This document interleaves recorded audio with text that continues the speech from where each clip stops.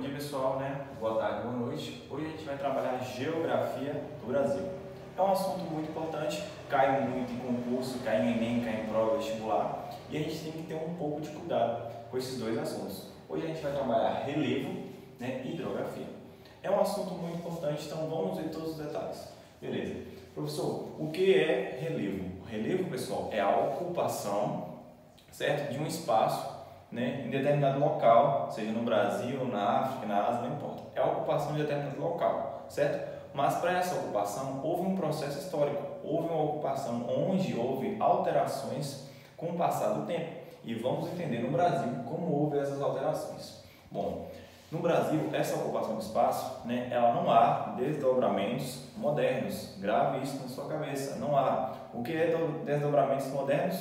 Exemplo, eu tenho Cordilheira dos Andes, que não há no Brasil, certo? Então, no Brasil não há desdobramentos modernos. Até aí, tudo bem? Nessa formação, a gente tem 4 tópicos muito importantes que são cobrados em provas. Primeiro, escudos cristalinos, bacias sedimentares, terrenos vulcânicos, falhas geológicas. Esses 4 elementos são para a formação de um relevo a depender do local. Quando a gente fala de escudos cristalinos, a gente fala de uma formação um pouco mais antiga. Essa formação mais antiga é chamada de pré-cambrianos. E por ser mais antiga, a água ela não entra com facilidade. Então ela fica do lado de fora do relevo. Então ela evapora com o passar do tempo. Por isso que rios que estão perto de relevos, que são baseados em escudos cristalinos, têm dificuldade para se encher. Porque simplesmente esse tipo de formação é um pouco mais antiga. E por ser antiga, não funciona exatamente. Beleza? Já que tem difícil acesso, mas a gente tem uma vantagem muito importante nos escudos cristalinos, que é o quê?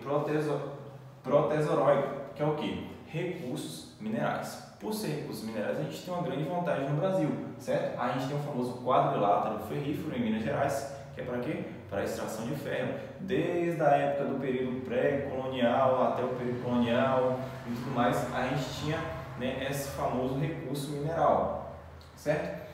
Outro tópico muito importante é as famosas bacias sedimentares. Bom, essas bacias sedimentares são terrenos mais antigos. E se é mais antigo, se ele é antigo, ele não entra água. Mas quando fala em outros tipos de bacias sedimentares, são terrenos também um pouquinho mais novos. Então, se é mais novo, a água entra com facilidade, certo?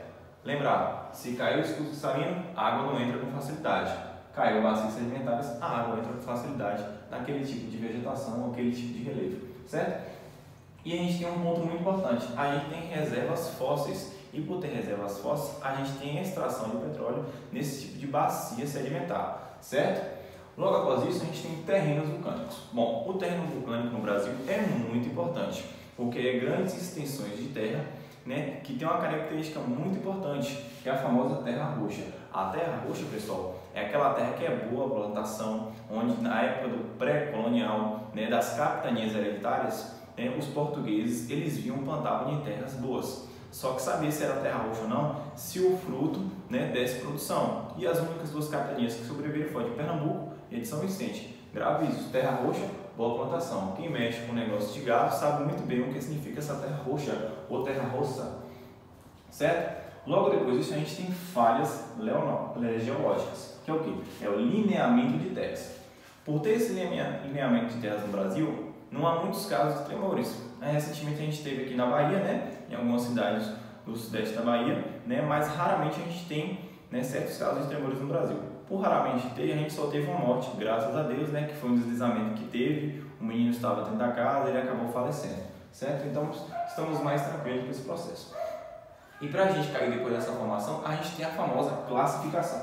Essa classificação é baseada em quê? A gente tem planície costeira, planalto atlântico, depressões periféricas. Exemplo de depressões, a gente tem São Paulo, e tem Planalto Ocidental, certo? Essas são as características muito importantes para a formação do relevo brasileiro, certo? E um fato muito importante, nenhum relevo no Brasil tem mais de 3.000 metros de altura, certo? Muito importante, leva essa característica para você, porque nenhum relevo no Brasil tem mais de 3.000 metros. O mais alto aqui é o famoso Pico da Neblina, certo? Um abraço, fique com Deus.